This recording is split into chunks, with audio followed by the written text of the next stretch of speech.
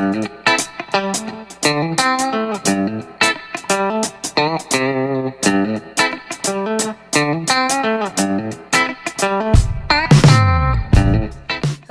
I'm Milton, And I'm Sanal. and we are Craft Farms. Our goal here at Craft Farms is to have a farm. We want to have crops, we want to have livestock. I grew up in the South, so I love chickens and I love hogs. So one of our goals is to make sure that we have chickens and hogs on the farm. Yeah, Milton really loves chickens, and so we want to make sure that we have chickens that we can sell, but also for their meat, but also have chickens that can lay eggs so that we can sell the eggs too, and also provide meat for our family and for other people who are in need. Our goal is to find a farm within 2 to 3 hours from where we currently live.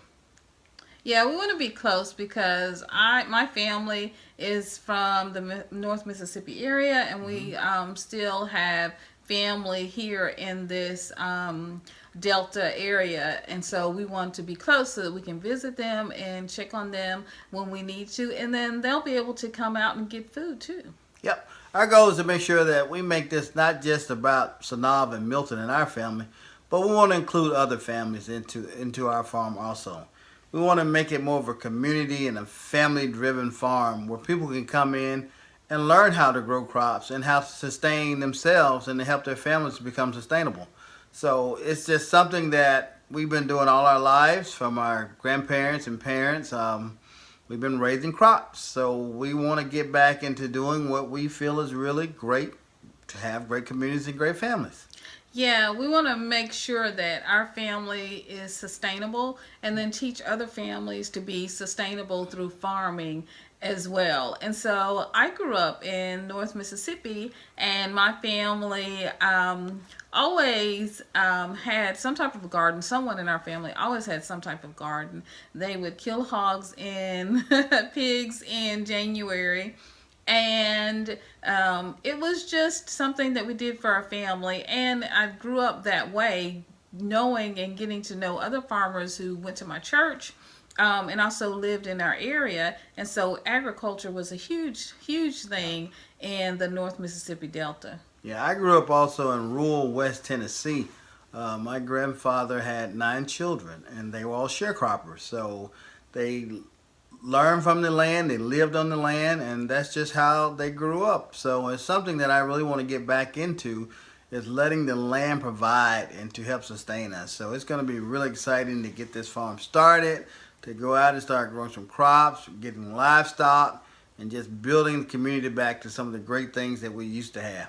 Yeah, in addition to some of the livestock that we mentioned earlier, I'd also like to have some goats and some turkey and some turkeys. So that ought to be a lot of fun I've never raised turkey, so I don't know how to raise a turkey. So that'll be pretty exciting. I've never raised a turkey.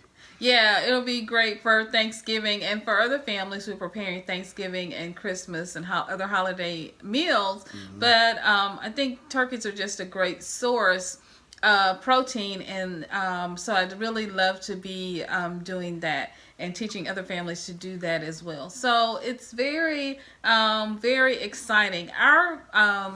My idea, and Milton talks about this a lot, is that if a family has a front yard or backyard, that they should never be hungry. And so we see a lot of hunger and poverty here in our area, and so we'd like to help be a solution to that. And we think farming could be that solution. Yeah, farming is that solution because, like my wife said, if you have a piece of dirt somewhere that you can get to, you can grow something that can help feed you and your family.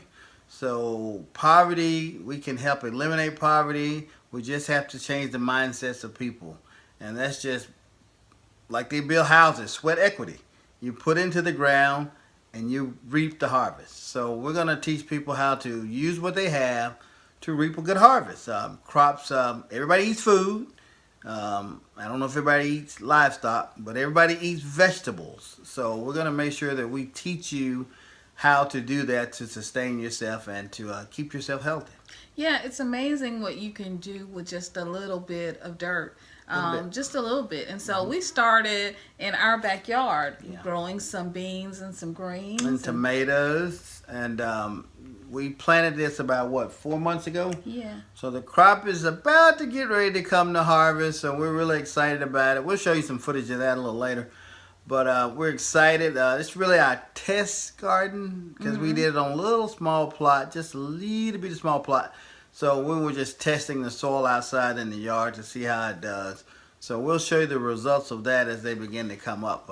Somebody here has been taking great care of that every day by going out watering and taking out the grass and things like that. So we've been encountering some pests.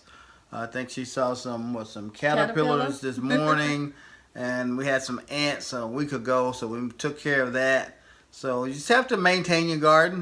You have to check on it every day. Make sure it gets water. Make sure it does get sunlight, not too much so your crops burn up, but you have to maintain and take care of your garden.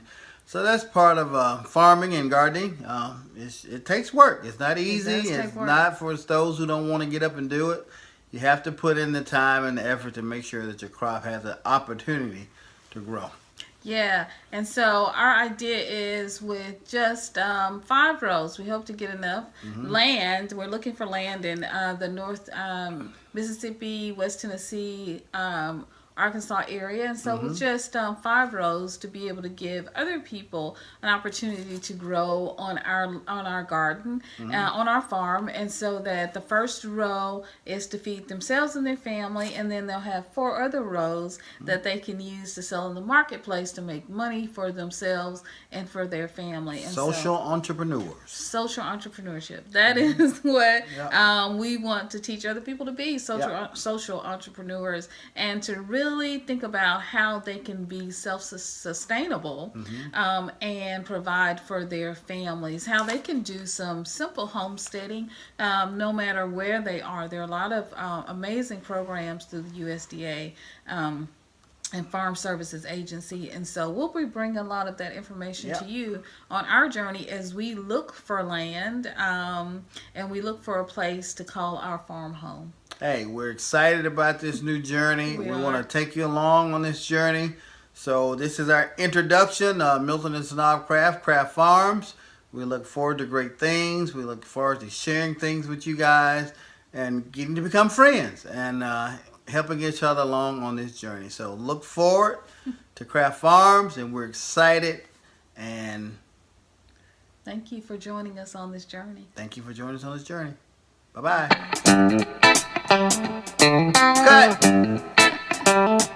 Cut.